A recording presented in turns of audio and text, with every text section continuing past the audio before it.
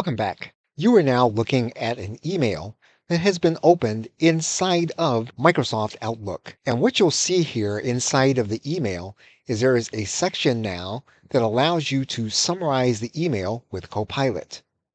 And so all you'll need to do is to click on the top of the summary, and then Microsoft Copilot will start the process of looking to summarize your email.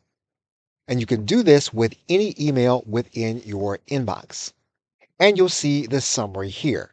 Typically, what you can do is you can either upvote or downvote the summary, and you can provide feedback to Microsoft.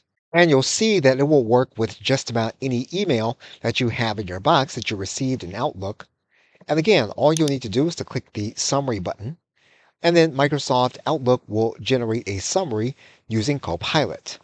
And so typically what you'll want to do is you'll want to check the summary against the actual content in the email so that you can continue to upvote or downvote the accuracy of the summary as you see it.